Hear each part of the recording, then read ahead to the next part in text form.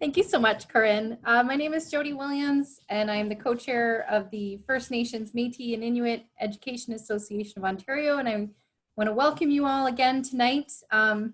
This is our last of our current series that we've been running, part 6, our last iteration, and so it's my pleasure to introduce the speakers. Before I get to that point, I just want to again, just a few words about who we are.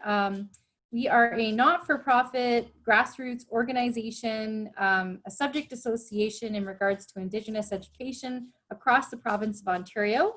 We are a council. Our council is made up of volunteers who dedicate their time to ensure that there are quality resources and supports put in place for educators across the province.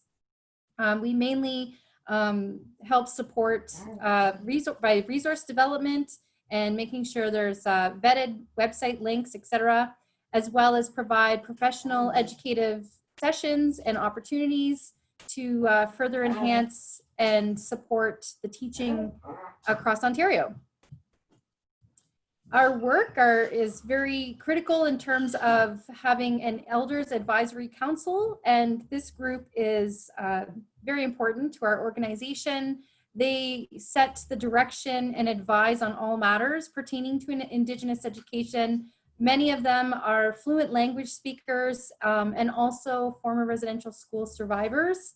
And so they really guide and direct the work of our organization and help ensure that what we are producing and putting out to the public is appropriate. So before I turn it over to our guests tonight, I just want to have you take a look at these images and think about, you know, there was a time not so long ago when these our ability to gaze upon the night sky was unobstructed. And I think about, you know, for myself, I live just outside of a city. And when I do have the options to get out more northern of the city and or other areas that I've traveled to see this beautiful sky, it's no wonder that when we talk about Indigenous knowledge systems and star knowledge, it's no wonder that there was at a time a great abundance of information that was given to us through the stars and knowing the stars, and of course knowing our place among the stars. And certainly this has led into a series of discussions of which this series has been a part of, and also knowing our relationship to this magnificent night sky. Also thinking about how our understanding has also informed other areas that Western education speaks to, which is in the areas of mathematics, science, quantum physics even. All of our understanding was derived and still comes from this innate understanding of who we are in the universe. And all of that is beautifully wrapped together in a holistic approach. And I know that Karen is beautifully gifted in the way that she brings about these knowledge systems and how she articulates them. And so I just wanted you to pause for a moment and think about our magnificent night sky. And if you don't have the ability to try and find time to travel to a space in the sky that you are able to connect with this beautiful light, that I think about when I look to the stars, it's actually, you know, I'm looking at the past, because the light that we see today is light that's emanated and in some cases has traveled billions of years to reach us in this very moment. And so, you know, we look at our past when we gaze up, and it also provides us a way forward as we contemplate and think about this place that we find ourselves in today. And so with this, in our last iteration tonight, it is my pleasure to introduce our two speakers, our conversationalists. So we have with us Te Kahuratai Painting is of Ngāpuhi descent from the Northland region of Aotearoa, New Zealand, with descent also from Ngāti Rakawa, Ngāti Tuwharetoa, Ngāti Kahungua, and Ngāti Rongo across the North Island. He is currently learning the Maramataka, the Maori stellar lunar ecological calendar from the north, and learning the Whakapapa, genealogy and history of his hapu, a kinship-based collection of extended families. Te Kahuratai is passionate about how the advancement of Maturanga, Maori, and Indigenous knowledge can lead Western science and redefine science for the next generation of Indigenous scientists. So I hesitated on reading this entire screen out, but Kahu insisted I make the attempt. So my apologies if I've mispronounced some of these, but Kahu, I'm gonna just ask that you introduce yourself more formally, and then I'll ask the same of Karen in a moment. Go ahead, Kahu. Kia ora mai rano tātou katoa. Nau mai hoki mai whakatau mai ki tēnei huihuinga tēnei wānanga tātou. Tātou te hunga e pirangi ana ki te hono ai ki te tātai arorangi me ki te pānau marama. Ko Te Kahuratai Painting tōku ingoa, he uri whakaeke au mai te tai tokerau me ki ko taumārere te waiora o Ngāti Manu, ko Ngāpuhi te iwi. Ka hono ai hoki ahau ki ngā iwi o i te ika Maui. Aira, tika nei te totahi ka huri a tātou mihi ki ngā tini tūroro, ki ngā tini aitua o te ao hurihuri nei.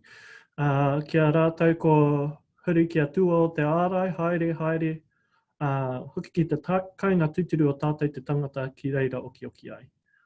Ko wai tēnei te kai kōrero nei, aira, he tauira ahau o ēnei momo mātauranga ki roto i te ao Maori, me ki te maramataka, he akonga noihoa, he tauira noihoa e timata ana i ēnei wā, engari tōku hihiri, tōku te miharo o ēnei mātauranga ka hono ai ki tātou katoa, hei kōrero ia wā ka pātai, ka uia te pātai mena kataia. Ka huri au ki te reo tāhei whenua. Kia ora everyone, my name is Te Kahuratai and I'm from the north of Te Ika Maui, the North Island, and all over Te Ika Maui as well through my many iwi. In our tradition, it's important to first turn to those, the many dead and the many sick of this time, and just send our thoughts and our love towards them. And to those who have passed on during this, these troubling times, we send them to the true home of us as people, Hawaii nui, Hawaii ro, Hawaii pāmāmā. I'm quite new to this space and have only been doing it for a couple years, but I am totally obsessed with it.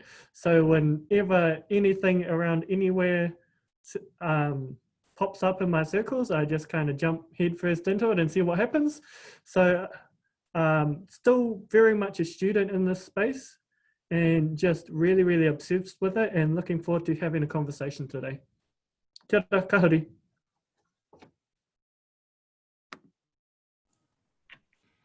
And also, our host for the series is now a conversationalist and in this area for tonight. So Dr.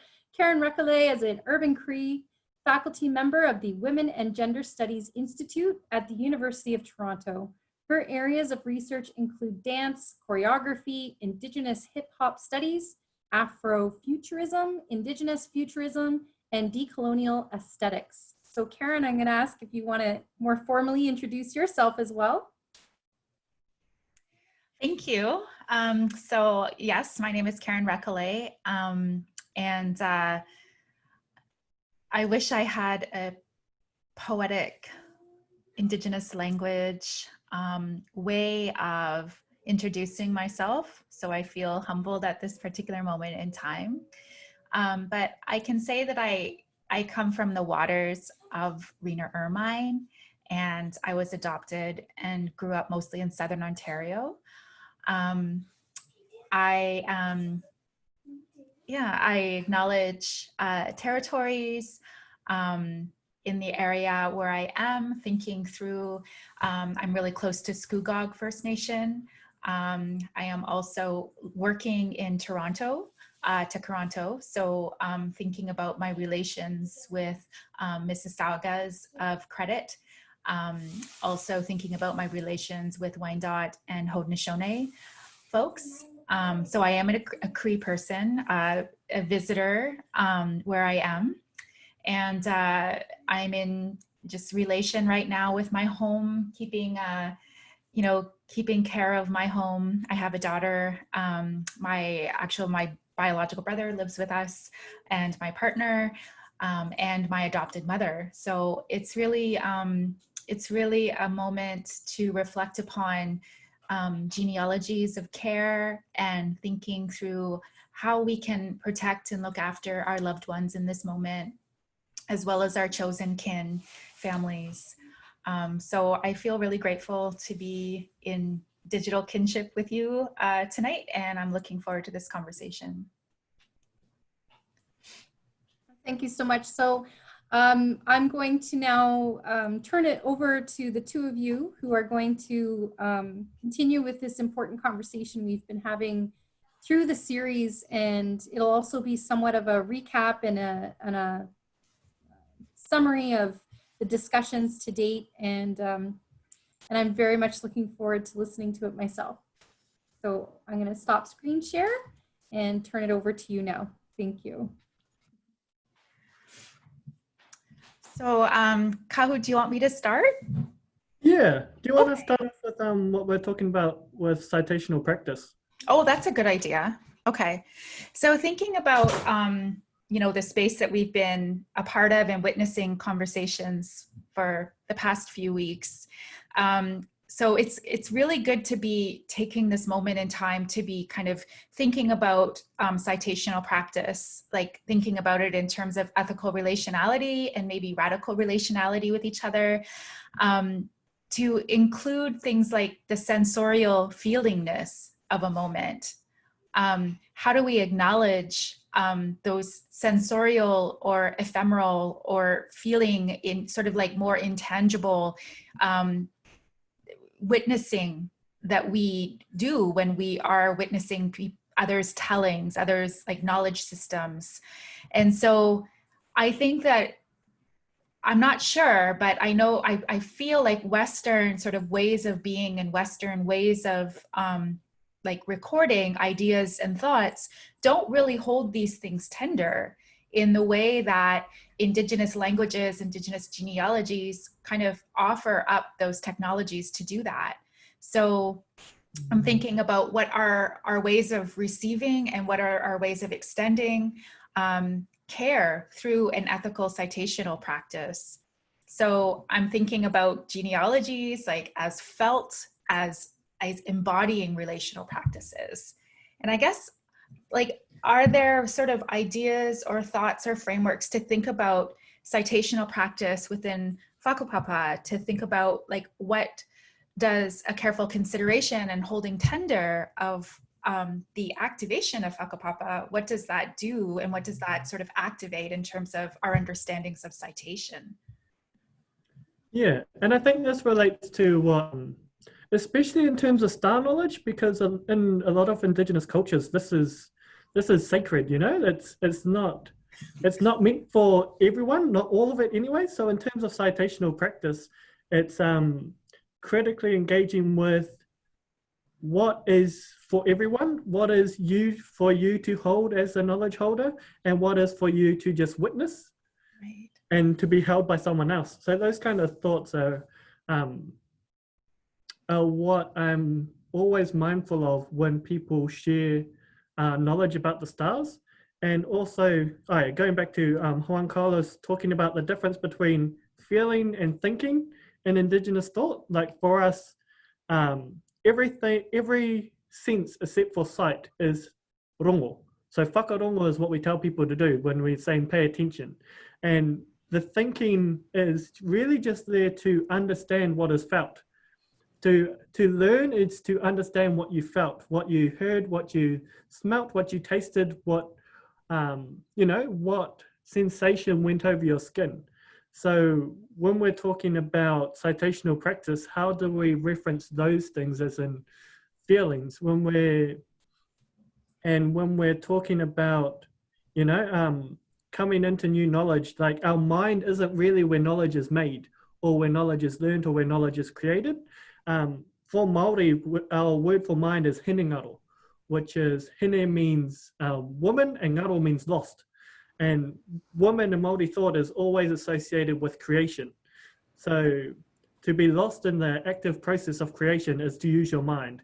And whakaaro thoughts is just a way of moving around your feelings to come to terms with them. And from that comes understanding. So the Western paradigm of like men being the rational thinkers and women being all emotional is completely backwards, because we see thinking and the mind as a feminine component of all people. Mm-hmm. And I went on a tangent, which I didn't mean to do, but that's okay. That was not a tangent. That was, not. Yeah, so then thinking about knowledge and citation around te whakapapa o te whakaaro, the genealogy of thought. And when you learn information, when you get lessons, when you get teachings, you become a part of that whakapapa, and it's your job to care for it and also be careful and show care in your sharing of it. Just like you protect and look after your own whakapapa as people, talking about your genealogy to your ancestors and your connection to your children and your grandchildren, we have the same kind of responsibility to the gift of knowledge that we get. Mm-hmm. I was thinking about Karyn McKittrick's work, and Karyn McKittrick, I recently listened to a podcast that she was speaking on and talking about this moment in time in terms of like anti-Black violence and what's happening in terms of like different kinds of ways of thinking about abolition and thinking about defunding police and things like that, and important ideas and activations that, I'm getting behind. And I'm thinking about the way that Karyn expressed citation allows us to think broadly and stretch out ideas. So that makes me kind of in relationship with what you're saying about like, what is the sensation that went into your skin? What is the sensation that went into the body and through the muscle tissue and through the cellular, through the memory, through all of that is all about citation. How does it feel in the body as an idea, as a concept is working itself through? And then probably going through a range of possibilities to then be able to express ideas or potentialities. But when we're asked to have like the definitive sort of like truths, as we are in sort of Western academia, it doesn't allow for that process, that genealogical citational practice that's embodied to take that time that it needs to take in order to think in relational ways. I'm thinking even like with future ancestors, like, we need that deep listening and that deep time to be able to be in relation. What popped into my mind while you were speaking was a conversation that we had when we were in Toronto with Papa Gordon, one of the Anishinaabe elders, and he was talking about, in terms of star knowledge, when he knew when to move around according to the seasons. Apparently they had 4 different houses that they'd move around according to the seasons. And he was saying, from the first house, it was the stars that would tell me when to move. The second time, it was the deer that would tell me. This time after that, it was fish that would tell me. And after that, the trees would tell me. And then again, the stars would tell me. So it's that citational practice of seeing the environment, the natural world, as our tuakana, meaning our older siblings, our relations, instead of objects, and that language of animacy. Then when we do that, our citational practice has to change, not just to who told you, but where they get the lesson from. So when you get a lesson from the stars, you have to reference the stars that you're talking about, or the trees that you're talking about, or when it's a relationship between the sun and the moon, are you referencing the sun and the moon themselves? Mhm. Because that's what our old people do. Mm. Wow. And also, like, I think the idea that the conversations about like more than human or other than human kinships have Mm. found their way into many of the conversations that have been housed in this space. So Carlos talking about like fishing weirs. Yeah. Carlos and Isaac's conversation really thinking heavily about fish being sort of these star, these futurists, you know, Mm. being in these sort of radical relationships with constellations and with stars. And as I understand what we were talking about last night is that you embody these relationships with fish as ancestor as well in terms of in terms of what you carry in your genealogy. Is that right? Yeah, so that was something that I've taught and I've learned in talking with my old people is in our creation stories, everything else in creation, the stars, the trees, the birds, the land, the sky, everything else was created first, and then people came into existence last. So the common narrative around that is that everything was especially made for us, the special people who came in, and we get to do whatever the heck we want with it. But in looking at whakapapa, what that story actually tells us is that we are Taina, we are the youngest siblings. We are Pōtiki even, like the youngest. And in terms of that, in our actions and our relationships with everything else in the world, we have to look to the example that our older siblings teach us.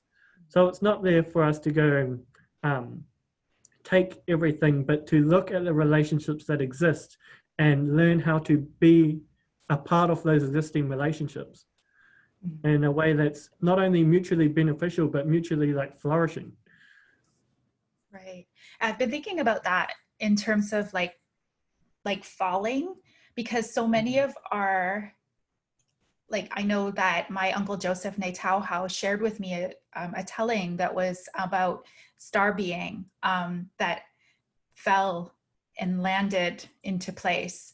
And this was Mm. also an adoption story, which was interesting, that really resonates quite heavily with me, is that, you know, when we fall into place, it's like we're kind of coding the atmospherics as we fell into place. And there were all these like visitations that happened during sky being's fall. And so what I think about that is I think about all the kinds of kinships and relationships that we fall into, and what are the sort of the felt atmospherics of those relationships. So thinking about, you know, meteorites that fall, I've been thinking a lot about them and holding space for the conversation that Wilford Buck carried about the meteorite that was, you know, really looked to as ancestor, and they were held tender and precious by community, and then it was removed.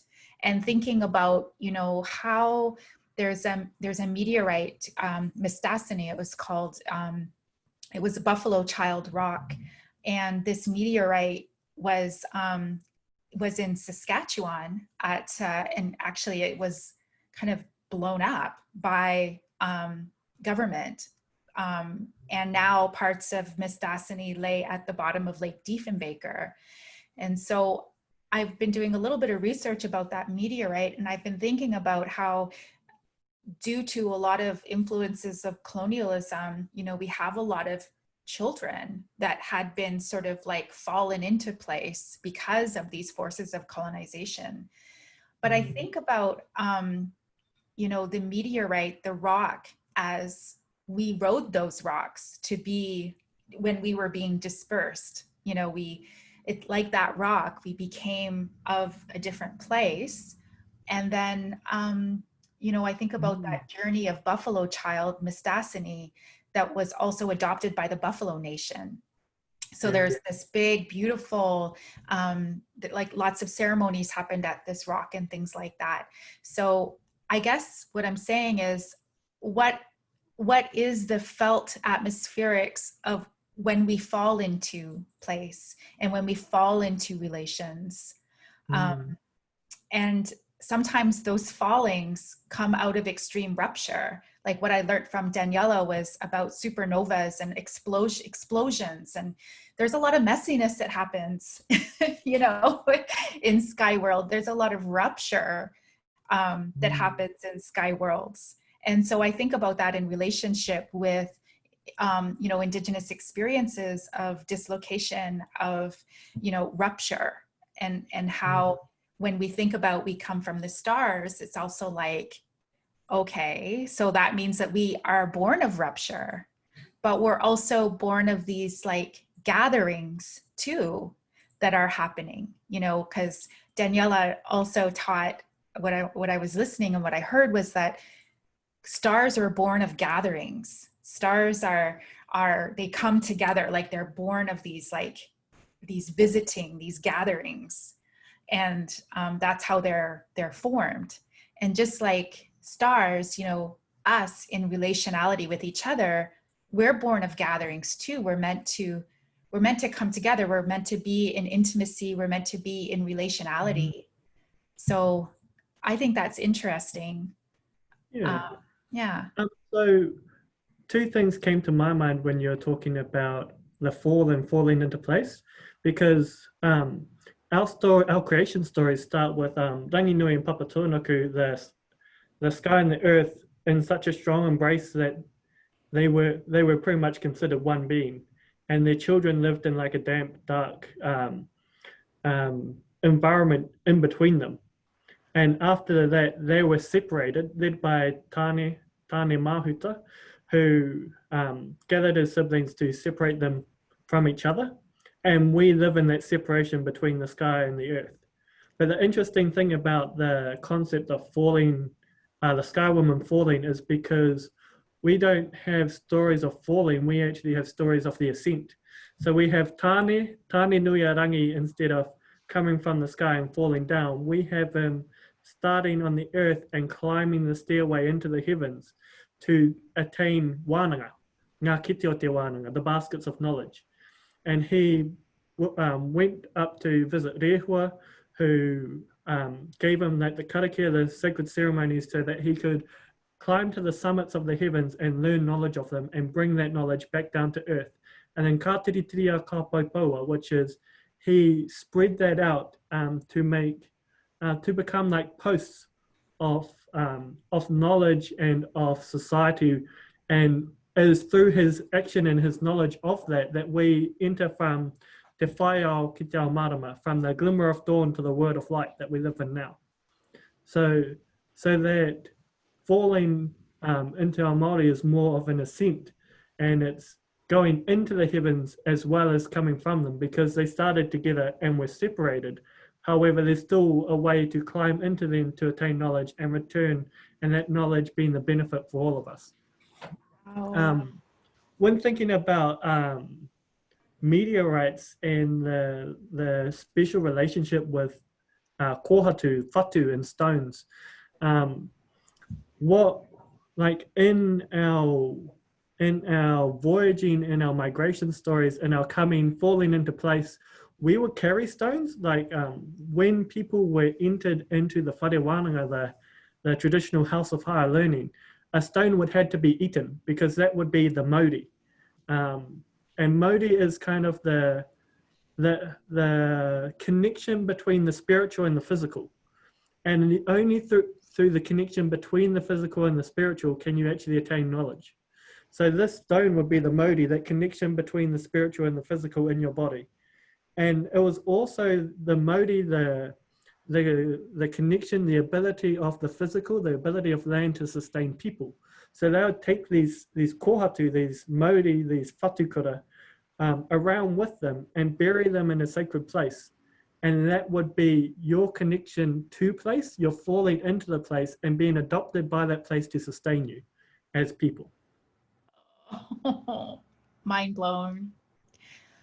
when I've been reading this book, it's right here. Just one second, I'm just gonna grab it. So it's called The Fifth Season, and it's written by N.K. Jemisin. And in the book, there's these beings, these spiritual beings that are called origins. And origins are, this is sort of like written in ways of Black spec fiction. So these origins were able to be in really like radical relationship with rock. And so this book really inspires me to think about this embodiment of rock, because what they do is they're able to kind of to work with rock, to work with tectonic shifts with rock, and to be in relationship with their body and their mind, to be able to work with that power, to be able to like go underground and to feel out, they call it sessing the relationships between rock underground. So these beings are able to do that through their force, through their power, through their being, and they're called origins. And so I don't think this is quite a divergence from the conversation, because I really feel like you know, we do have these really intense connections with rock, with meteor, with fire, and that I think in some ways we are these, as you're saying, these rock wielders, I think, and fire wielders, you know, and fire benders, you know, in some ways as well. Like, I feel like there is really something to be said for the relationship between these knowledges and then imagining a speculative future. Like, I don't think it's that hard to connect a lot of these knowledges that, you know, I'm learning through this series with the idea of Indigenous futurism. Yeah. Yeah. So getting into Indigenous futurism, so all of Maori, the centrality of all Maori knowledge of Maori being comes back to whakapapa. So whakapapa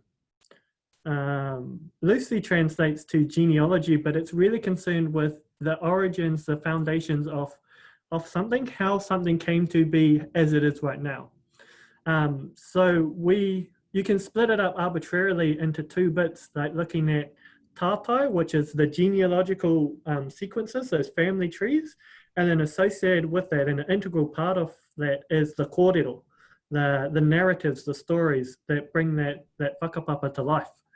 So my koko, when he's grilling me on whakapapa, giving me my F minuses when he tests me randomly on our drives, he talks about how whakapapa and learning whakapapa is never just memorizing names on a list. It was always about knowing them, having a relationship with them. So, you know them as well as you know your living ancestors. You know their stories, their attributes, their mistakes, their weaknesses. So he talks about my great-grandfather, and he says, he tangata mau. It's like, which means he was a person, a tangata mau ahara, which is like a person who holds on to grudges. And then tells the story of him getting into a fight with his own people, then moving back down to his other people, and this huge thing that teaches a lesson on how to be us as Ngāti Manu. And he also talks about people so intimately, like he describes how certain, like our grandpa would walk into a room and the room would fall silent, and he would describe his soft-spoken slow cadence in the way that he spoke, and he was just say, he tino Ngāti Manu.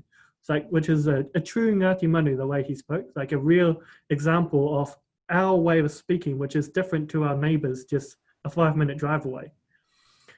And I only really found out last year that Grandpa Uru, my great-great-grandfather, died 5 years before Koko was born. But he knows him as intimately as he knows his siblings. And that's the same relationship that we have to whakapapa across existence. So we have whakapapa to the stars. So you don't just know the name of stars, you don't just organize them into constellations, you know them. You know the stories that give life to the whakapapa, that activate it. By learning their behavior, their patterns, their strengths, their weaknesses, you come to know the stars themselves instead of just seeing patterns. And that's part of what we talk about when we talk about feeling through knowledge, and how knowledge is about feeling instead of thinking. Oh, yeah. I was telling you about that meteorite story that I had, and I wasn't sure if I would share it or not because it's pretty intimate, like it's pretty personal, but maybe this is the moment to share it.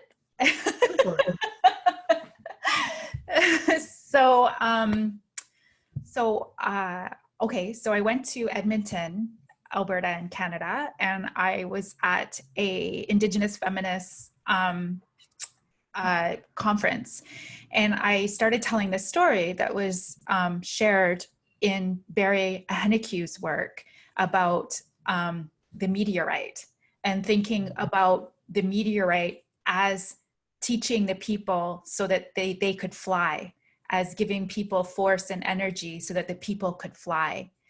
And I found this story or this telling, I don't want to say it's a story, it's intelligence, right, coming from Cree people.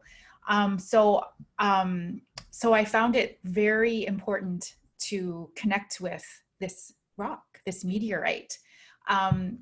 And so after I was finished telling the story, my friend Kristen Lindquist said to me, "You do know that this rock is here, do you not?"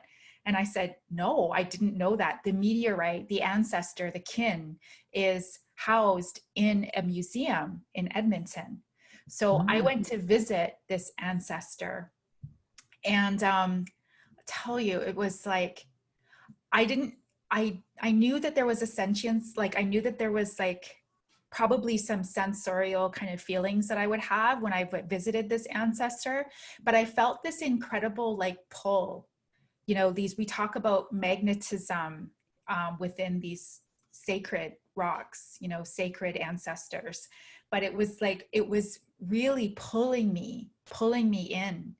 And it got to the point where I was a little bit scared about my sensorial experience. And it was like the rock, the meteor, the ancestor missed gatherings, missed people. And I say this with caution because I know that elders in that community have been visiting and doing ceremony with this ancestor. So I say that with caution, but that was just sort of my field, was that kind of missed me in some way. And I felt very drawn to this relation. And so I guess that kind of, for me, it was my personal experience, I think, with the kind of energy that you're talking about, the kind of deep relation that, and I actually reached out and I touched this ancestor, and I know I shouldn't have, but I did anyway. And I just like, I felt like this was a moment, and I felt like I'm going to carry this feel in my hand for the rest of my life. And I do, right? So all this to say as well is that, you know, I think for me, it feels like a lot of this conversation, a lot of these knowledges are building for me this idea of star erotic, which kind of thinks through like intimacy, relationality, what it means to be in radical relationality, what it means to hold ancestors precious, what it means to hold relationships tender. So I started kind of thinking about star erotics in relationship with this idea that the concept that I built called kinstellatory. And I know that you and I were kind of interested in kind of co-thinking through this idea of what kinstellatory looks like, what it feels like. And I think that that's what I'm really drawing from this conversation, is the feel. You know, what do these relationships feel like? And do I have the expansive lexicon of language practices that can even really explain or articulate or gesture towards a feel of a star? Like, what does it mean to feel within the space between stars? What does it mean when two stars come into relationship with each other? Yeah, well, I think, yeah, it's pretty hard to talk about in English, not gonna lie. But when you're talking about like that urge to connect with that meteorite through touch, you know, I think what's going on, especially now where we're all stuck at home and just Zooming everyone all the time, is that we get to see, which is just one of the senses, and we get a kind of transmission of sound. But it's, you know, it's distorted through technology. It's not actually hearing a person as they sound like, you know? Right. And when you actually feel the presence of something else, we talk about like the Maori of things, like that spirit, that physical characteristic, that connection between the spiritual and the physical is something that you feel. And when we're talking about the stars, it's that same thing. We're talking about that Maori. So when we say hello, in Maori, we hungi because we push noses together. And like modern translations of hungi has been to press noses. However, the actual word hungi means to do this, to sniff, to smell. So that when you're saying a hungi, it's you close your eyes, you touch your head to each other, and you feel the Maori, you feel each other, and it's through smell, it's through touch, it's through all these different senses other than sight. No one does a hungi with their eyes open, you know, because to truly feel someone, you do it with your eyes closed. So it's a bit tricky to think about that when you're talking about stars, but the same thing kind of happens. You have to know, when thinking about stars, it's not just that dot in the sky that you're talking about, that you're thinking about. You go out there and you know, you feel the wind on your face, and you taste the wind, like talking about how you can taste, if there's like a really, well, where we are anyway, where there's beaches everywhere, if there's a really strong break in the waves, you can taste salt on the wind. If you know where the different trees are and they're in bloom, when the wind blows, you can smell and you can taste the different trees around you. And like that blooming of flowers, that strong wind is all, in our thought, associated with the stars, associated with the moon, associated with the sun. So it's not just looking how you make that relationship. You also use the rest of your taste, rest of your senses. And when you look up, like how Jody started off the session showing that photo of the Milky Way, you know, we're in such light polluted environments that we don't actually get to see a dark sky often. But when you're out there, and even though I look at the night sky pretty much whenever there's a clear night or a clear morning, when you get completely away from light pollution, like when you're out on the deep ocean, when you look up, it always, that first time, kind of takes your breath away for a little moment. It's something that you can't do anything else while looking at, you know? And you look up and you just kind of like see everything in the wonder for what it is. And the crazy thing about it is that it's not just the same every time, because it'll be different depending on what time of day, what time of year, and it'll also be different depending on where you are. So if I'm in the northern hemisphere versus the southern hemisphere, I'll be looking at different stars. And not only that, depending on the weather, like, you know, clouds will be hiding some, clouds will be not hiding some, it could be all clouded over. The moon could be shining, so the stars get a bit dimmer. It could be a new moon, so it's completely bright, like the brightest thing in the night sky. But also, depending on a low or high pressure system, so they're coming and going weather, it can stretch the stars out above you and make them look like they're miles and miles away, or it can kind of like magnify them so they feel really, really close and on top of you. God. So So all of these things is a relationship with stars, but before you can get into that, you really need to meet and greet individual stars, individual constellations. Learn, if you can, learn some whakapapa, learn some stories, learn their genealogy, because that will inform who they are and bring life and activate who they are as well. I feel like I went on a wrong ass tangent. You keep saying that, but they're not tangents. So I was, you know, as you were speaking, I was remembering, and maybe people can resonate with this or not, but I remember being like a single parent, and my daughter was very young, and it was just her and I, you know, just her and I in Toronto. And I remember, you know, we live in such a weird society where it was really hard for people to show care for us because they were in relationships with heteronormative kind of relationships. So nobody could really come and check on us, which was really difficult, except for some incredible queer two-spirit friends that I had that were incredible, showing care. And I remember thinking, you know, I remember at that point in my life, looking out from our balcony, I could only see maybe 1 or 2 stars from downtown Toronto. But I remember like thinking about, you know, these stars are my fire keepers, you know, these stars are, I remember being in relationship with those 2 stars, and those stars got me through a lot, you know. They were protective technologies for me as a single parent.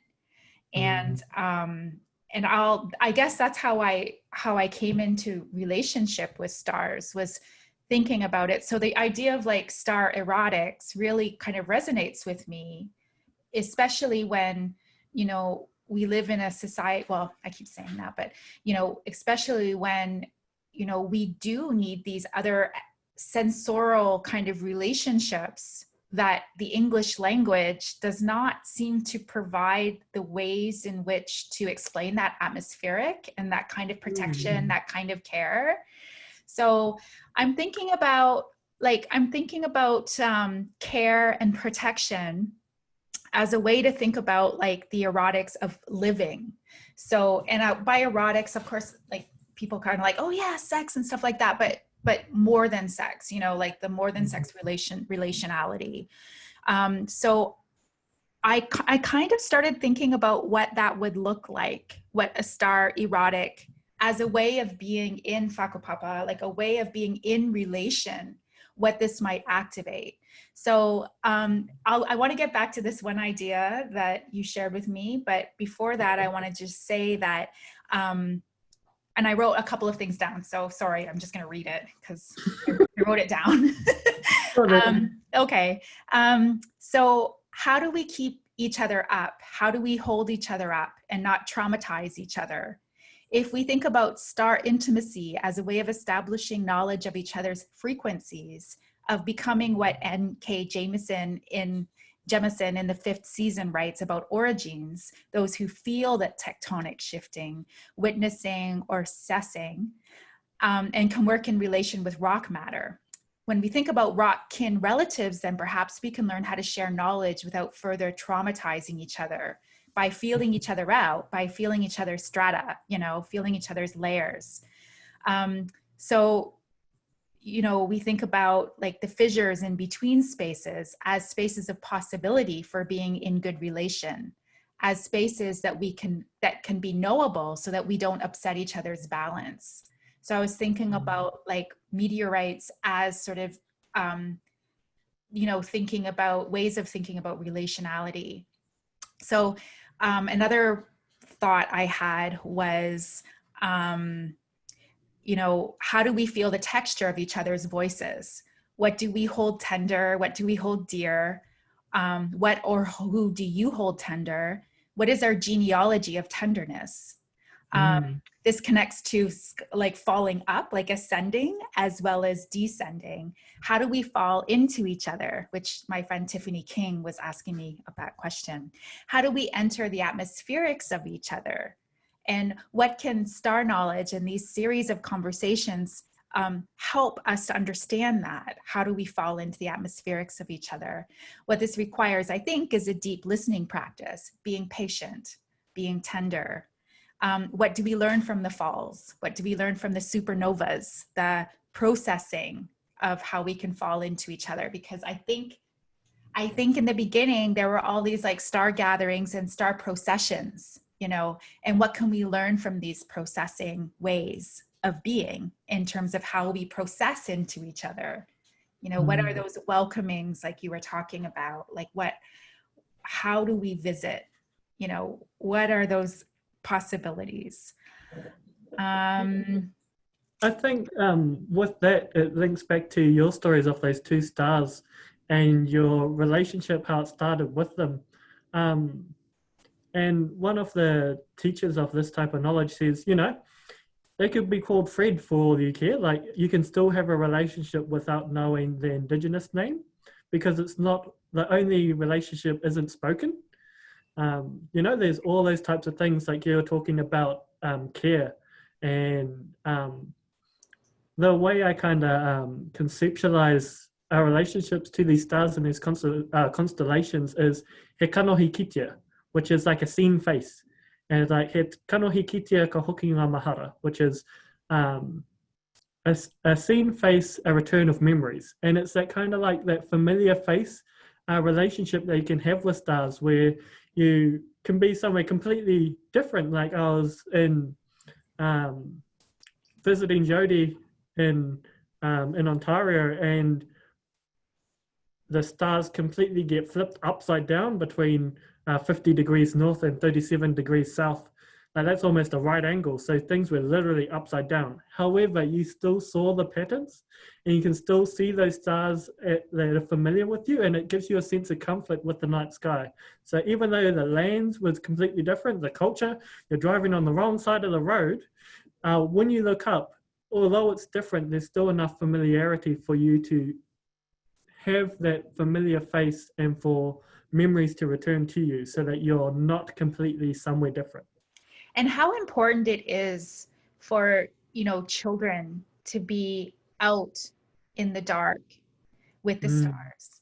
You know, we're at a moment in time where we're like, is it even safe to be out? You know, like there's curfews, there's, you know, there's violence, you know, against Black and brown bodies. So, you know, I feel like we should have star processions. Like we should be organizing to, you know, think about incorporating star relationality into our children's lives in ways that, you know, actually when we were talking yesterday about gesturing, remember we were talking about, I kind of randomly said it was like high-fiving the stars, but, you know, we were talking about these like gestures of futurity. And I feel like those gestures are gestures that can be taught to the, you know, to all of us, but especially for young people, because there might come a time, you know, when they're going to have to make their way to water, to, you know, to assistance, to light in the dark. And they're going to have to learn how to wayfind. They're going to have to learn how to orient themselves in the darkness. And I feel like now is an important time to teach the children how to process with stars. Yeah, and they take to it so fast too. This is one of my favorite things about talking about stars and maramataka and tātai ororangi is I pretty much was teaching the same thing at university at a undergraduate course in astronomy. Like talking about things like declination, right ascension, movement of the stars, the ecliptic, you know, the seasons and how they move across the sky, and all these kind of like complex scientific things. But then we went to a wānanga, which is just housed in one of our marae, and we stayed there for a weekend. And they're teaching the exact same things, but they're teaching it as like, this isn't, you know, astrophysicist, fancy man, higher education. This is just This is what our old people used to do to tell time, to read the seasons. This was our calendar, this was our clock. You know, as often as you look at a calendar to plan out your days, you look to the moon, the sun, and the stars to do the same.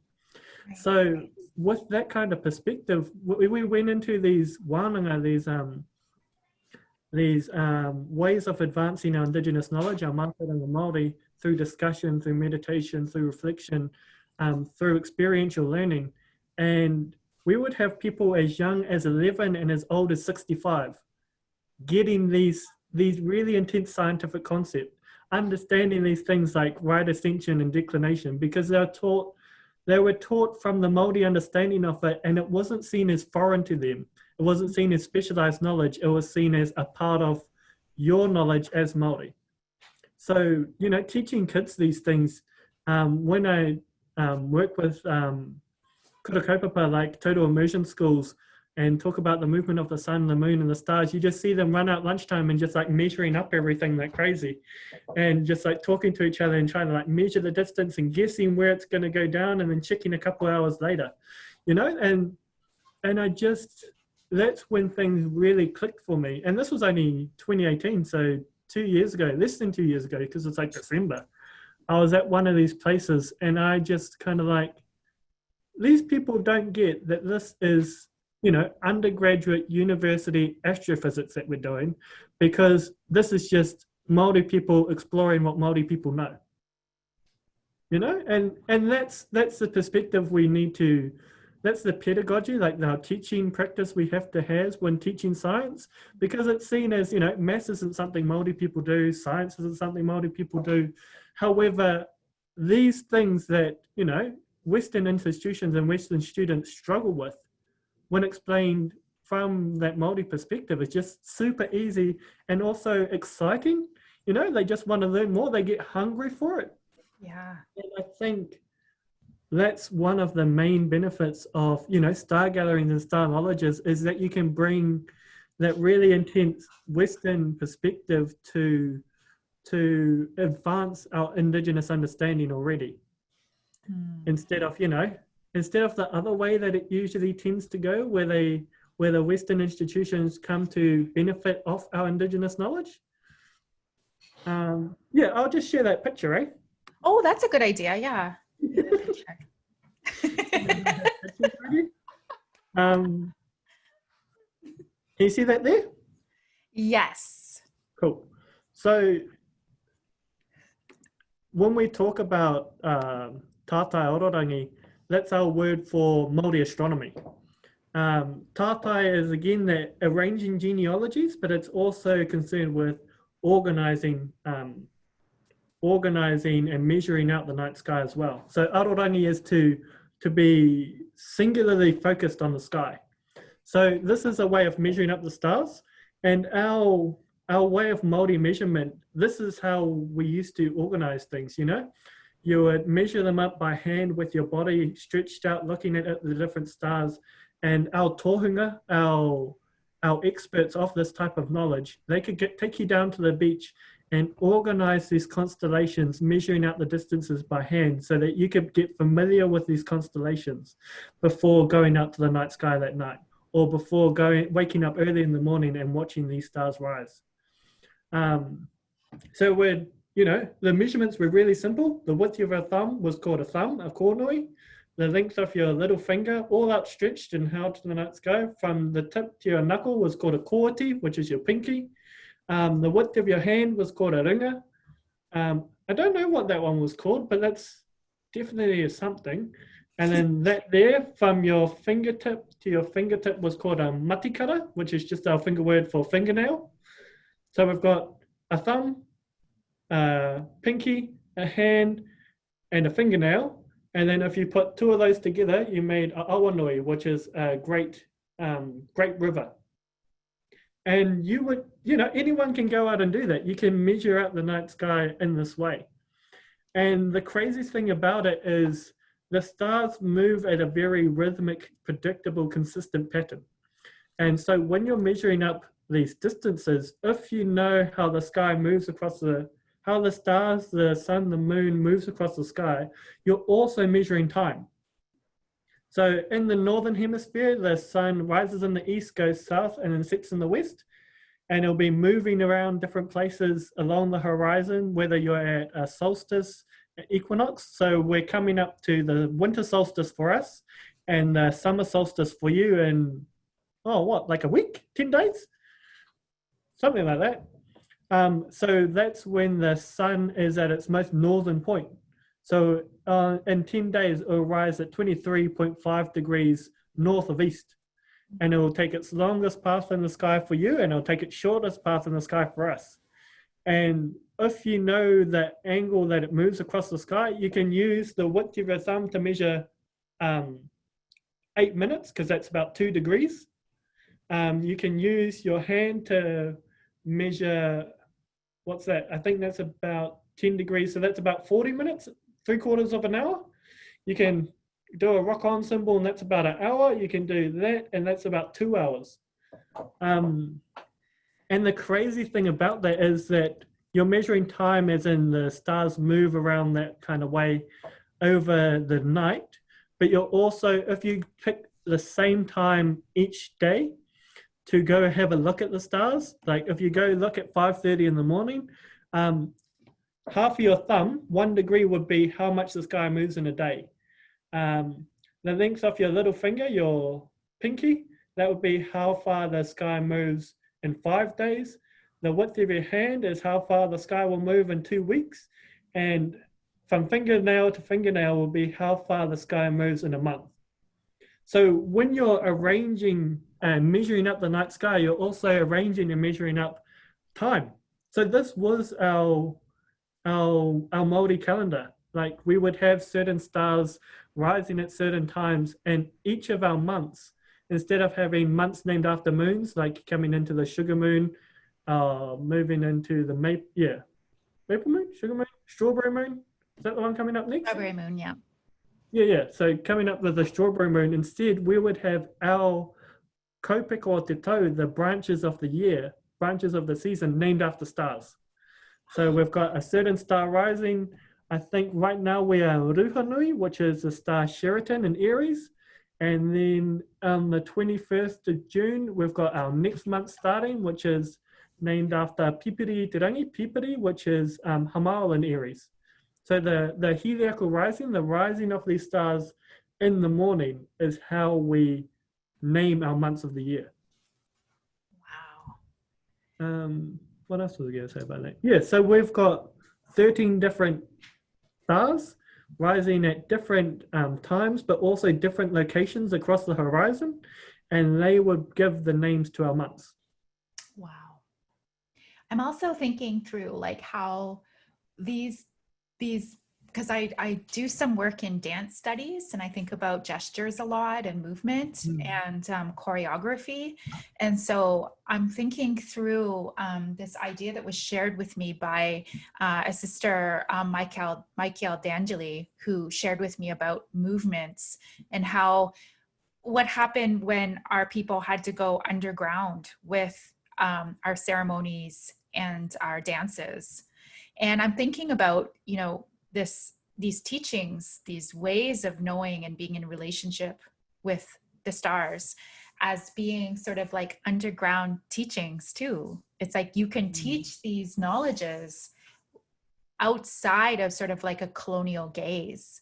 So it meant that people could be more furtive in their movements when they needed to be. Or it offers sort of like a way of like teaching these devices and these technologies of mapping that can remain kind of hidden geographies against colonialism, because they were embodied. They're ways of teaching that don't require sort of like a scroll or some kind of like written form. They can be easily taught and thus remain and keep knowledge sacred and hidden. And maps and ways of journeying and ways of hiding and ways of being in place that are more furtive and safer for Indigenous communities.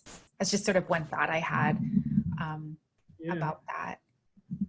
Definitely, especially like that relationship with the stars and seeing it as a map, like if you know what star's rising. And in the northern hemisphere, you would relate that to Ursa Major and Ursa Minor, like the Big and Little Dipper, and you would kind of map everything out in relation to that.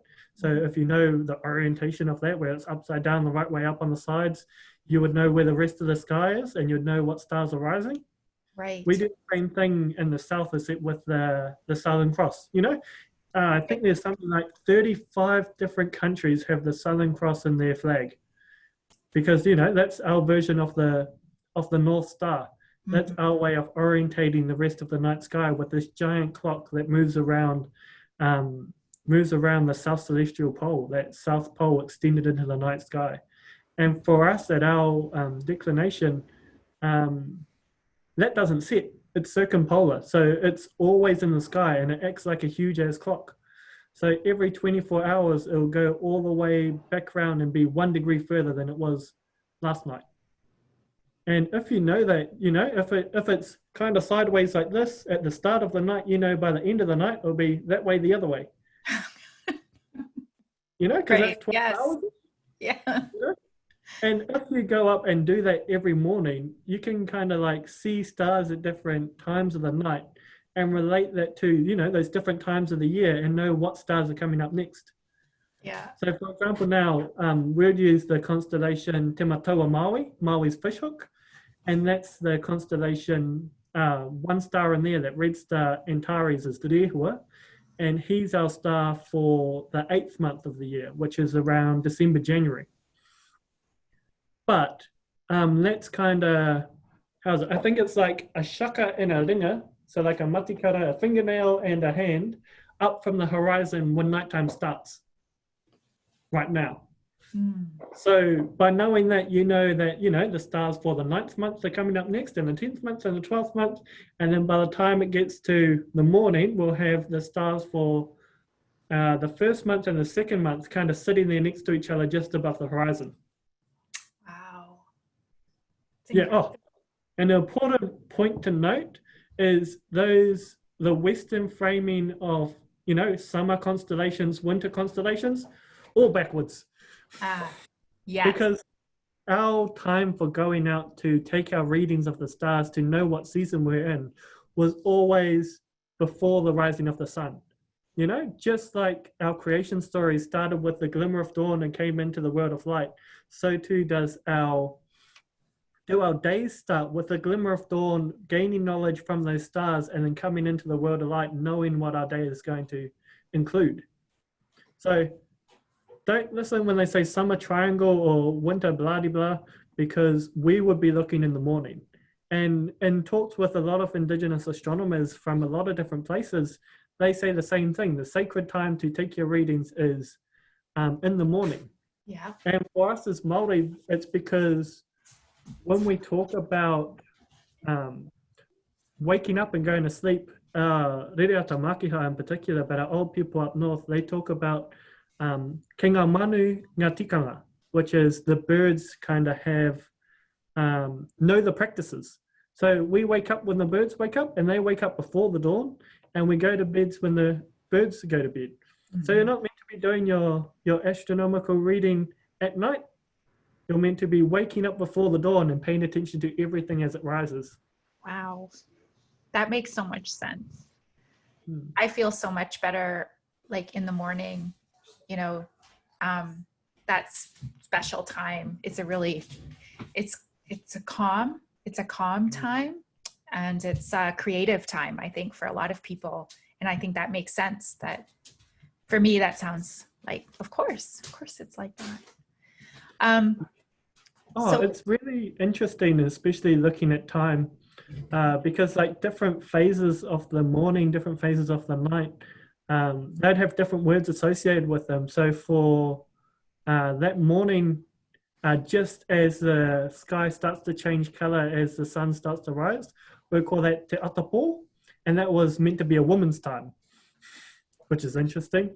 But also like the argument for having intergenerational households and, you know, non-nuclear family upbringings was because if you look, when people wake up, there's two two groups of people who like to wake up crazy early hours in the morning.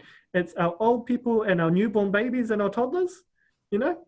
They're naturally awake and functioning at the same time, and then everyone else kind of wakes up a bit later until it gets to like our teenagers who are waking up almost midday.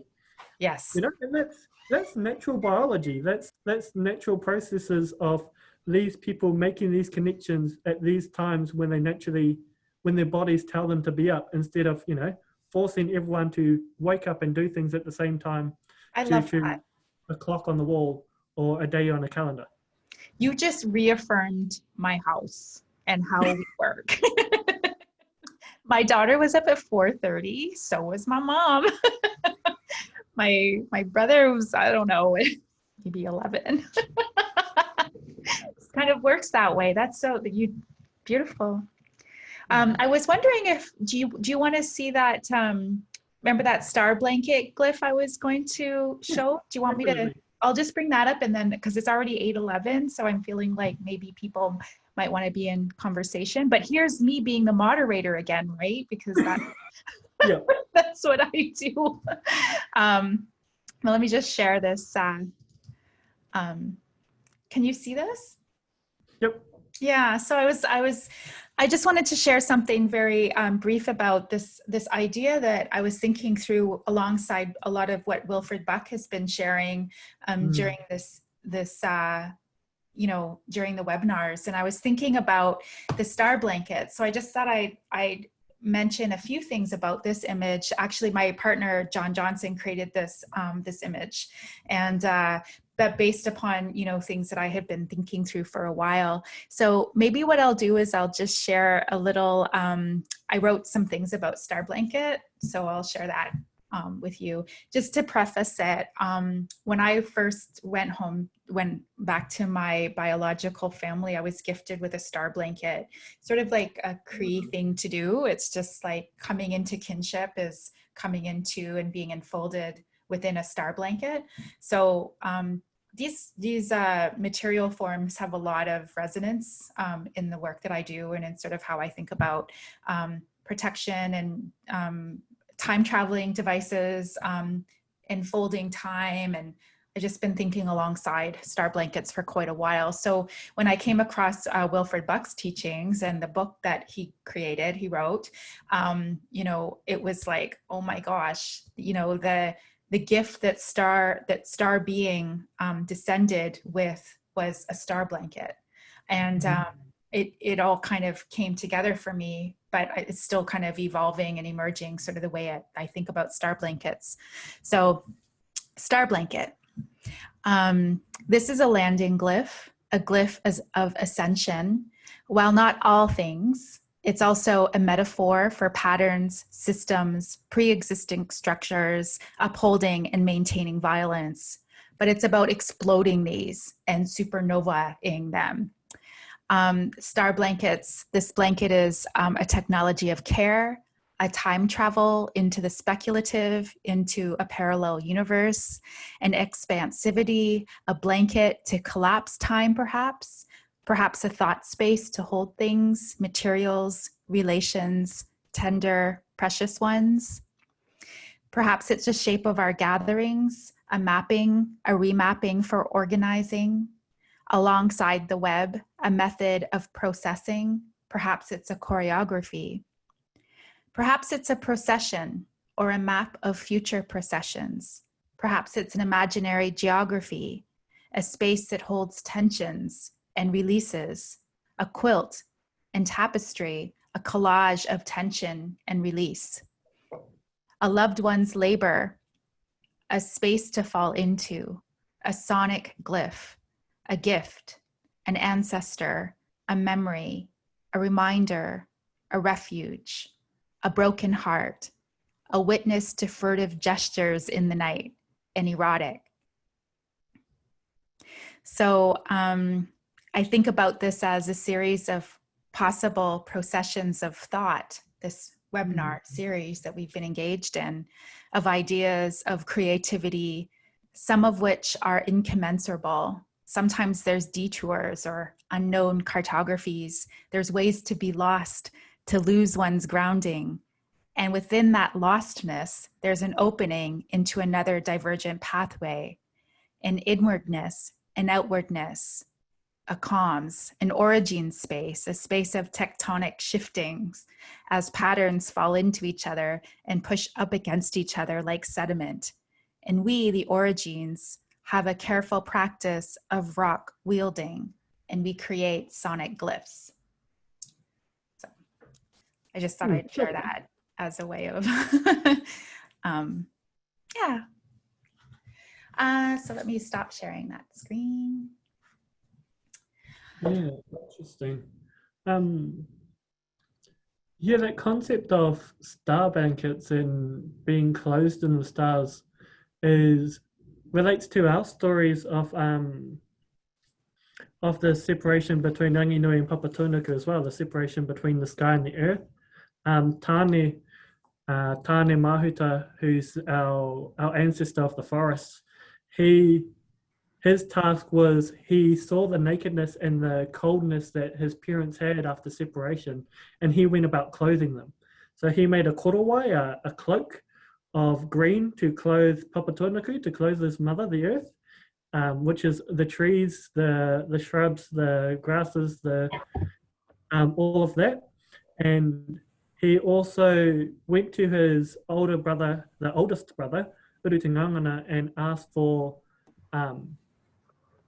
his children to clothe Ranginui, to clothe the sky as well. So he first got hinatore, that phosphorus glow that you see across the Milky Way, and smeared that onto his father. And then he took the whetū marama, the brightest stars, and he weaved them into a cloak, and he wrapped his father in that, so that in their separation they could still look upon each other and see each other's beauty.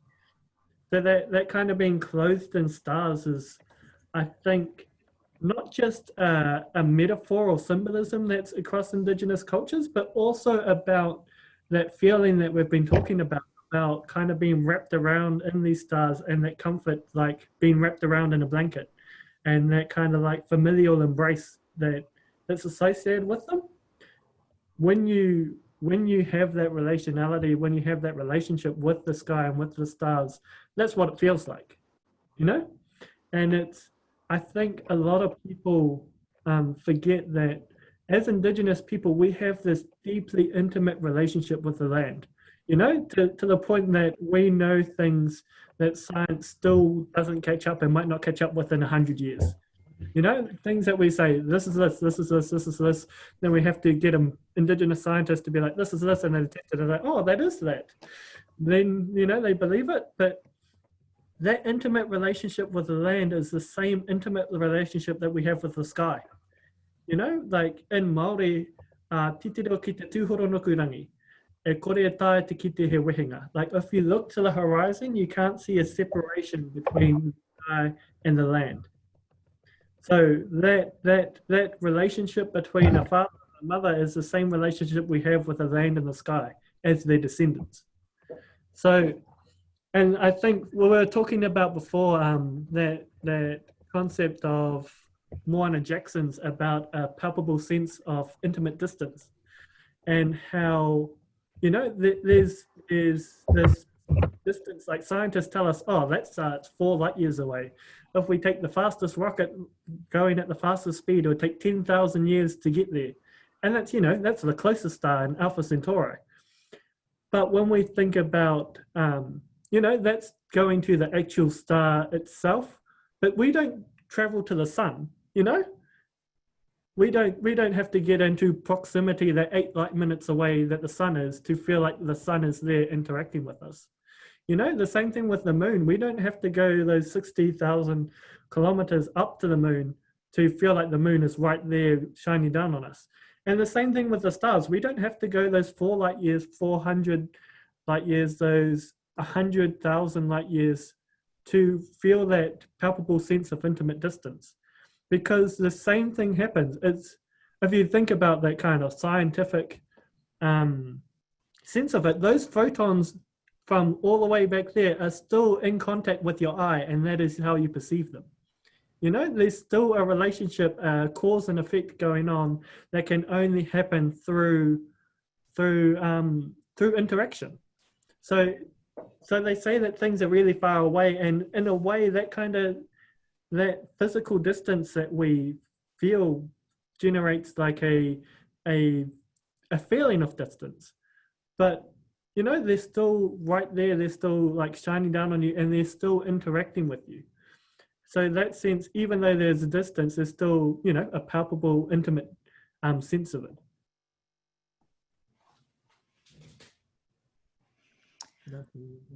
I am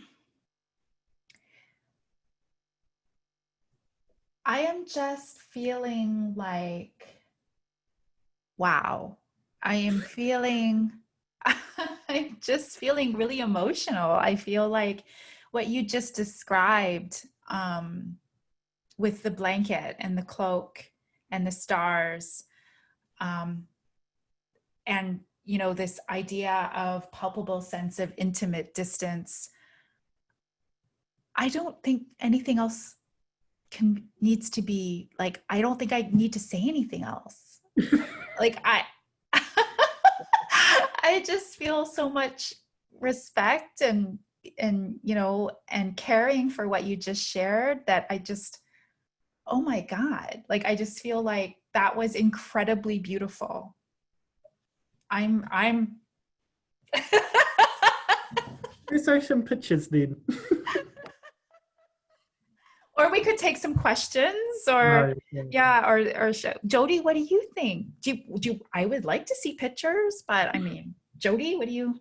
Oh, it's completely up to you too, whether you want to do this. How about, sure, why don't you show some pictures, and if people want to put questions in the chat box, if there's any that arise, then we can take some of those. But for now, yeah, please show us some images. Cool. And you're going to read them out to us, eh, Jody? I Just sure in case will. I get distracted with stories. I'm here for you. Thanks. Okay. So can everyone see this? Yes. Yes. Okay. So what we're looking at right now is the morning sky as it was in, I think it was about the end of December. And I think it was about 5:30 in the morning. So this is what the morning sky looks like. And our first impression of it, without really knowing anything, is that, you know, it's pretty pictures and it's very beautiful to look at. And those of us in the Southern Hemisphere might be able to see at the top, we've got the Southern Cross and the two pointers pointing towards it. But what I want to do is, building on some work that Hannah Burgess and I have been working on in relationality and Maori futurism and whakapapa in general, is just talk about how when you have a relationship with things and you know the genealogy and the stories associated with them, your relationship with them becomes activated. So if we zoom in, instead of just looking at this whole image, to specifically this constellation at the bottom, those of you who are familiar with astronomy might see that as Scorpio, the scorpion, but see if you can see any shapes in there. In the Pacific, we don't have any scorpions, so we don't see a scorpion there. We see Te Mataua Maui, Maui's great fish hook. And you can draw lines between them from there to that one. That red one right there is Rehua, and it goes around like this. And once you kind of hear the story, these kind of six-figure constellations change in your head and become activated into something else. So Maui was a man who lived on Earth, but he was prematurely born, and his mother Taranga thought that he was stillborn. So what she did was she cut off her top knot as a whakamomori, a physical expression of her emotional pain. And in Maori belief, the top of the head is the most tapu, the most sacred, and that your hair contains all of your learning, all of your knowledge, all of your emotions, all of your memories. So to cut off your hair is such an extreme act because it shows that what is happening right now is more important or more consuming than all of your knowledge, all of your memories, everything that's come before it. So she took that top knot and wrapped her son Maui in it, which is why one of Maui's names is Maui Tiki Tiki a Taranga. Maui of the top knot of Taranga, his mother. And then he was put into the ocean. And in the ocean, he was happened upon by his ancestor Kiwa. Kiwa is our personification, our ancestor of the Pacific Ocean, Te Moana Nui Kiwa, the great ocean of Kiwa. And he saw that life was still in Maui and resuscitated him and brought him back to life and decided to raise him as his own. And he taught Kiwa, being a very knowledgeable man, a tohunga, taught him the sacred and ancient knowledge of the sea, of fishing, of karakia, of waiata, of prayers, incantations, and songs. When Maui was grown, he wanted to return back to his whānau, to his family, and so he did, and he was instantly recognized by his mother. However, Maui was Maui Pōtiki, the last born, so his brothers were jealous and envious of the knowledge that he had as youngest because it would rightly go to his older siblings. What happened then was Maui was just kind of felt out of place, so he went to his tupuna, his tupuna whaia, his grandmother, Mahuika. She's our ancestor of fire and Maui's grandmother. So he went to her and we was talking to her and just saying, you know, like, what am I meant to do? I have all these knowledges, these skills, but I feel out of place here. So she removed her lower jaw and gave it to Maui and said that he would be the greatest fisherman ever known. So Maui then went to the moon, to Hina, and Hina taught him how to braid, how to plait, and braided and weaved this rope, and he did a karakia over it so that it would become unbreakable. He then went to his brothers, said, "Can I go fishing with you?" And they said, "No, you don't know how to fish." And then he went out and he grabbed his mother's jawbone and said, "I have this fish hook, can I go fishing with you?" And they still said no. And then he connected it to the plaited rope he made. And it's like, "I have a fish hook, I have a rope, can I come fishing with you?" And they still said no. So what Maui did was he snuck into the rafters of the waka underneath it in the middle of the night, and he stayed there until the morning so that his brothers pushed the waka, and when they were far out at sea, he popped up. And it's like, "Okay, here, I'm fishing with you. I have my rope, I have my fish hook. Can I fish with you now? Can you use some of your bait?" And they still said no. So he was frustrated and he was angry, so he ended up punching himself in the nose. And one single drop of blood fell onto his fish hook, and that was his bait. And he chucked this fish hook into the ocean, and straight away it hooked onto something, and the boat started flying through the water. He started pulling up on this rope, and because he was taught how to weave by the moon and did the right incantations, it was unbreakable. His brothers were there trying to chop it off, and he just kept pulling up. As he pulled and pulled on this rope, pulling up this great fish, the waka started dipping down and down and down further until finally the biggest fish ever seen was pulled to the surface of the earth. His brothers were still jealous and climbed out of the waka onto this fish and started carving huge chunks out of this fish, carving huge valleys and giant mountain ranges. And that is the story of Te Waka Maui and Te Ika Maui. Te Ika Maui is our name of the North Island, where I'm sitting right now. And we see land, especially Aotearoa, Te Ika Maui, as Te Tiritiri o Te Moana, which is the gift from the sea. And yeah, what was I going to say? I wasn't really going to go into any more than that, but it's talking about how those stories connect us to geography, but also connect us to the night sky. Like, you know, the night used to be our TV programs that we watch at night. We would have a learned person, a gifted storyteller, a narrator just use these constellations, these stars, to tell pictures, to tell stories, to engage people, but also to teach them all these different knowledges. So when we do that, this picture changes from the stick figure outline into, you know, beautiful pictures.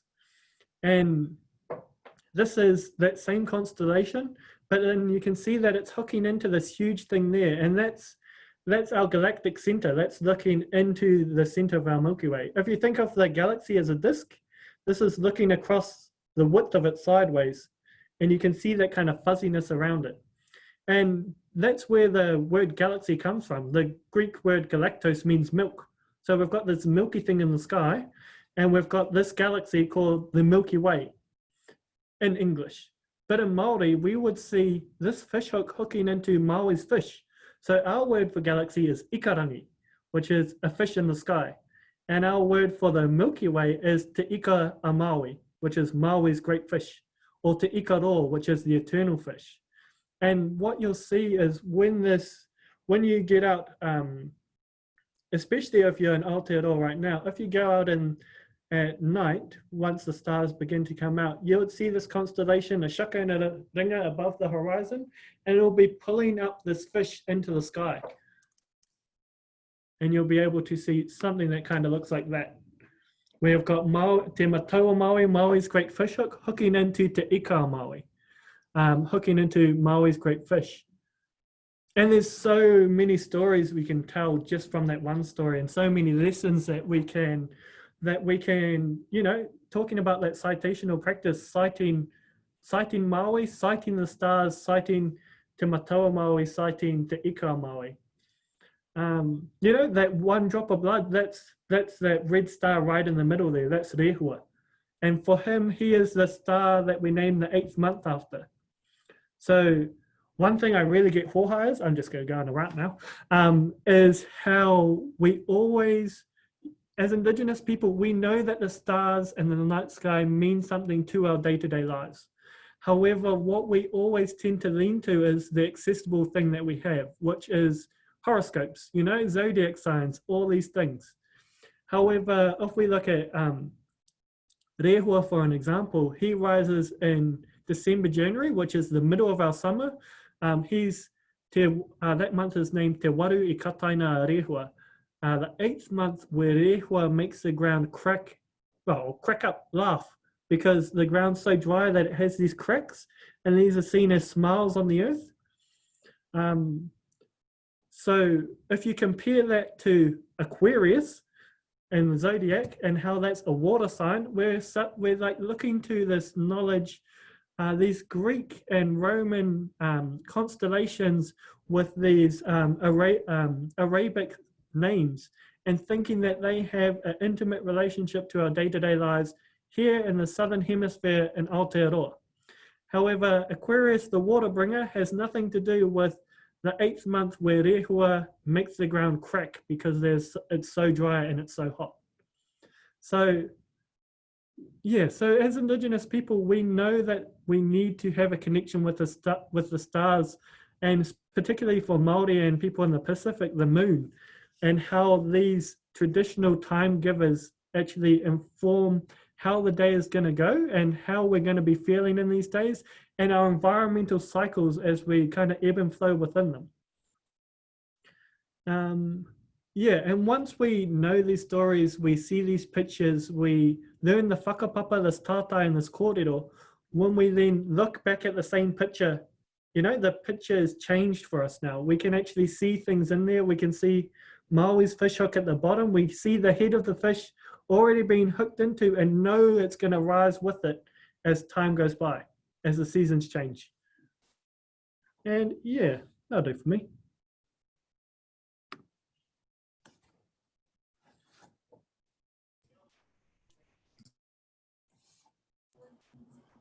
What a beautiful piece to leave us off with. I'm just looking at the time here, and I think that it's just such a beautiful summary of everything that we've been talking about, and the messaging and all. There's been so much shared. Karen, I don't know if there's any last words. I didn't see any questions coming into the chat per se. I did see a comment about where was it? About we have someone tuning in from Southwest Germany after 2 a.m. looking up at the stars and the moon, smelling the wind coming in and feeling quite emotional. So what a beautiful thing to share. And then there was also Corey Gray had shared as well. In the last few years, we've been able to feel how stars and black holes interact with each other right before they smash into each other via wiggles in space-time or gravitational waves. Mm-hmm. And then I'm just reading here, this last one here. The relationship between the night sky, land, ocean, waters is milky, which is defined as not clear and has been confirmed by our elders who have the PhDs in our knowledge systems. As such, do we consider that our indigenous knowledge systems are not clear, and hence we have these conversations to know how we each know the cosmos?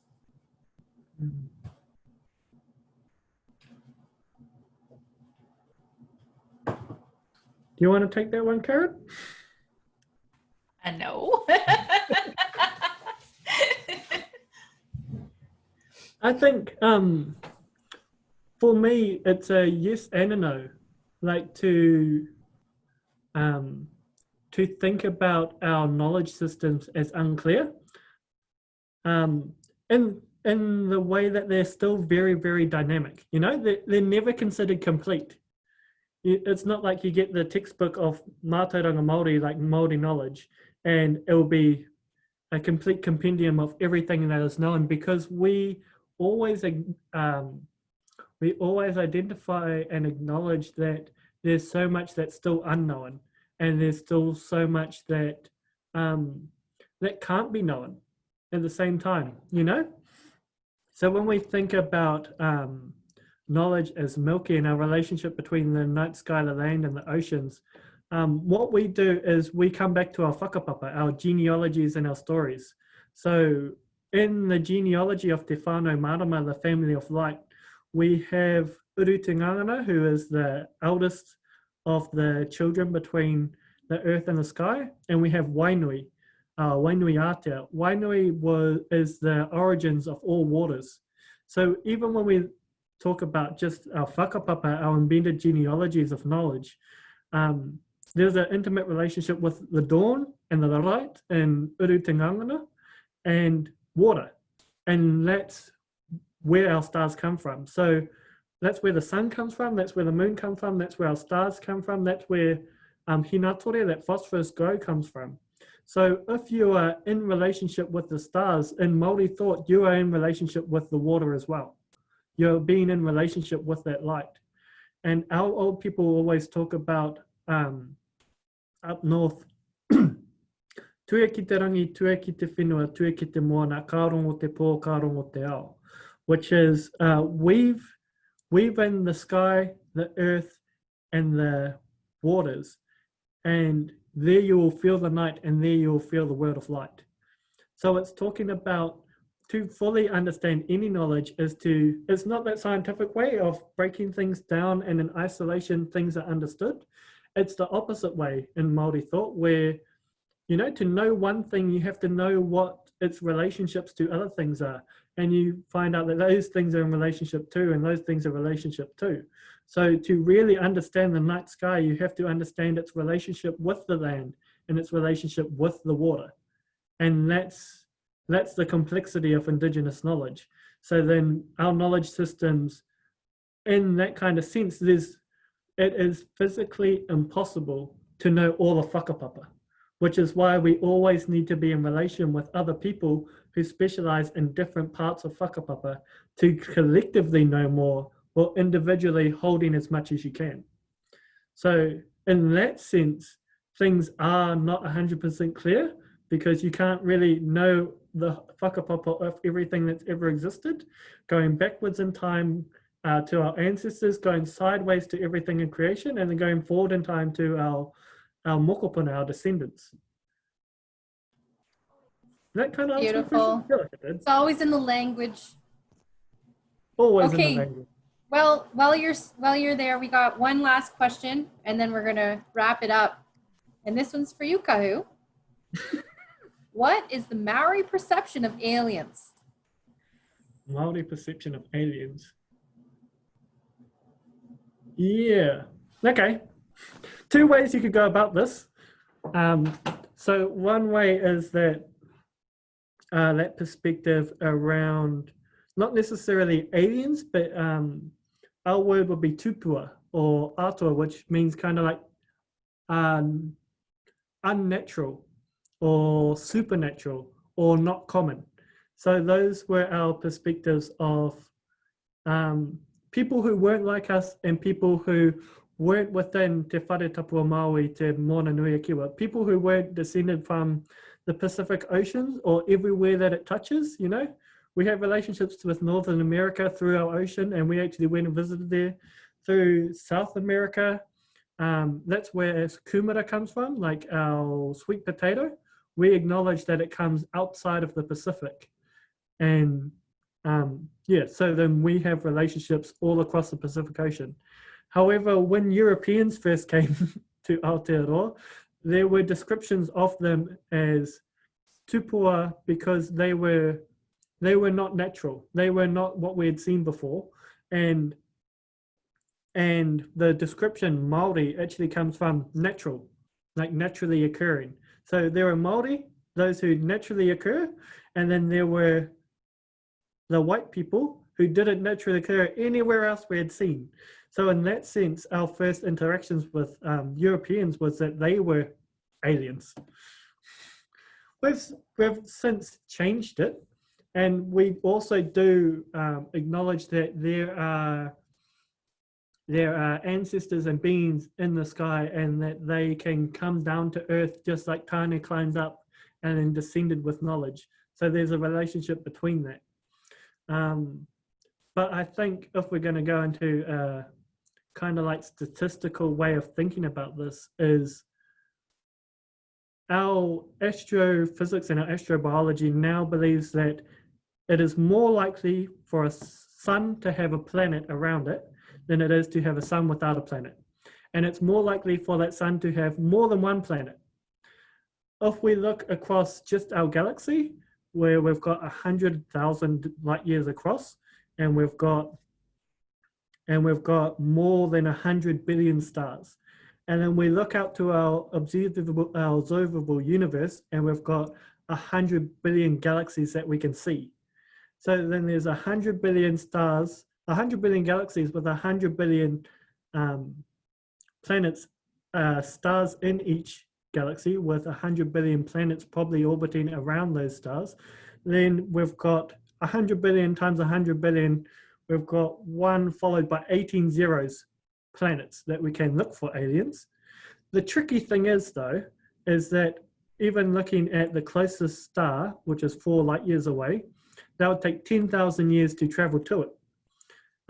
If we look across to our closest galaxy, which are those Magellanic Clouds, which are galaxies that our galaxy cannibalized due to gravitational pull, those are 120,000 light years away, or 250,000 light years away. So then if it take, those would take billions of years to travel to. And then if you look at the window of our planet, it's only about 4 billion years old. And life has only really been in it in the life that's capable of leaving Earth has only really been, leaving Earth on purpose, has only been here for like the last, 100 years. So in the 14 billion years of existence, there's only been a couple hundred years where we've actually been able to, a couple decades really, where we've been actually able to leave Earth. And our technology isn't even good enough to get to Mars yet. You know? So if there are aliens, you really have to be in this perfect window of civilization where you can actively go to somewhere else in this 14 billion years of existence in these hundreds of billions of galaxies which have 100 billion planets on them, and be able to work out which is the right one to go to, which will take you billions of years. So, and it would probably take you, if it's 100,000 light years away, that means our readings take 100,000 years to reach us. So relative time really plays a role in, we're really far away, it takes us forever to get there, it takes it forever the information to come to us. So statistically speaking, there probably are other planets capable of housing life, but the ability to travel between them is very, very beyond the scope of our science right now.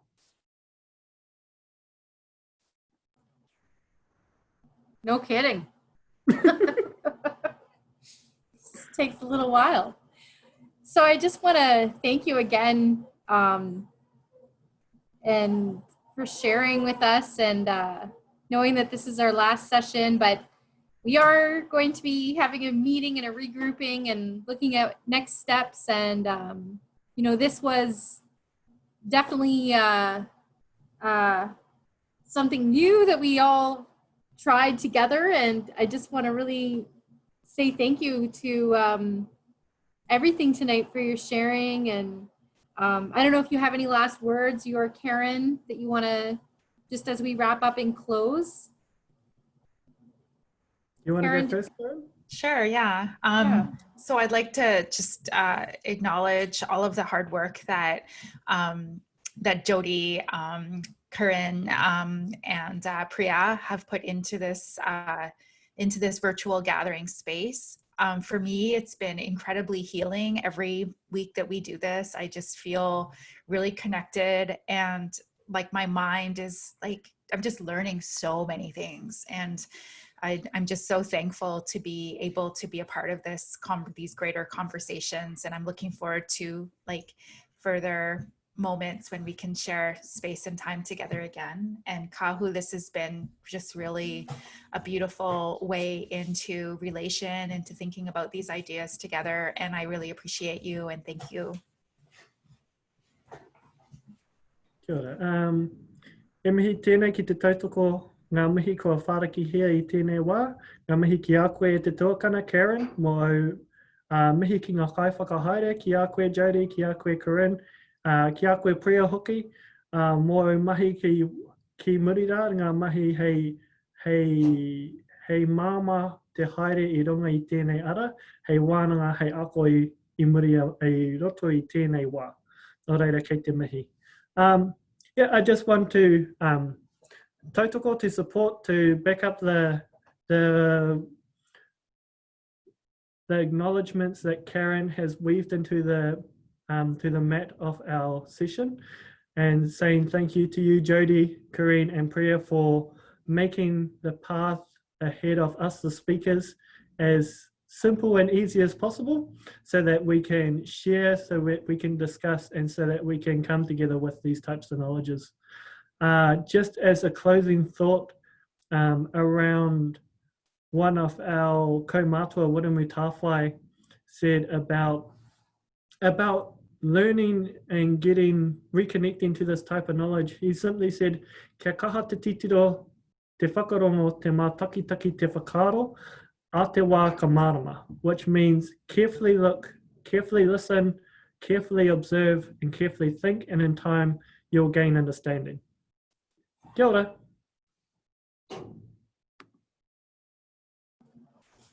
Oh, it's so beautiful. Everything. Thank you again. So just last minute things here. Just a reminder, I'm just sharing on the screen.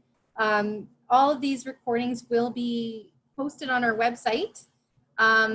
For now, we are, because there's a bit of a lag in getting these things up on our website, but we do have a playlist, and Priya has put that in the chat box. Maybe you can just put it in again with the link. We will follow up in an email with the final video of the recording, but this is the playlist link where you'll find all of the videos, parts 1 to 6. And we do, as it's not part of this series, but if you're interested, this Friday we will be hosting another webinar, this time with Grand Chief Alvin Fiddler and award-winning author Tanya Talaga, who will be sharing with us important conversations about equitable access and education, and how we can really make important changes in the education system, and those things that we can do now to support students. So again, thank you to everyone for coming in tonight and listening in from all of your different places. And wishing you all a safe rest of your night, or if you're in New Zealand, the rest of your day. So good night, everyone. Thank you again.